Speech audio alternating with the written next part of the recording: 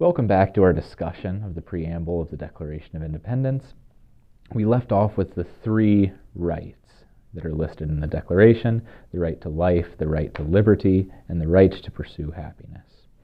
Now, what my students will recognize who are familiar with Aristotle is that the right to life, the first that's listed, is the first reason, the first thing that influences human beings to join the village and then the city: the preservation of life. Aristotle points this out in the Politics.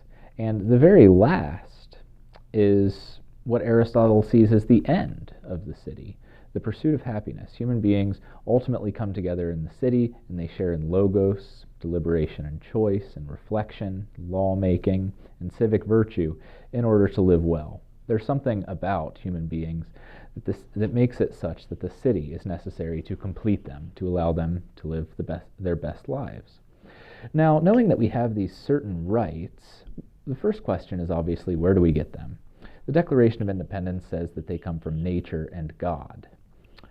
This is quite the indictment of the king, because this implies that the king is actually not only at war with the Americans as he's trying to oppress them, but he's in fact at war with the laws of nature, laws like gravity, and the one who makes those laws, God.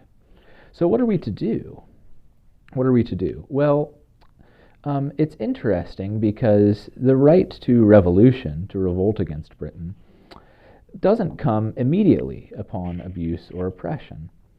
The colonists write, Jefferson writes, representing the colonists here, that patient sufferance leads to this Declaration of Independence. Experience hath shown, he says, that mankind are more disposed to suffer while evils are sufferable. Now, so when would you rebel when these rights are being abused? He says that one rebels when these abuses and usurpations invariably have the same object and design: to reduce us to despotism. So after you've asked and asked and asked the British, the Parliament and the King, to respect these rights, and they don't seem willing to even try to respect them, then you have no choice but to rebel. In fact, it says that it is the right of the people to alter and abolish and institute new government, but it's actually the duty. Later in the Declaration it says it is their right, it is their duty to throw off such a government and to provide new guards for their future security. So what's the aim of all this? What the Declaration says is that the aim is to create a government which respects these rights and aims at safety and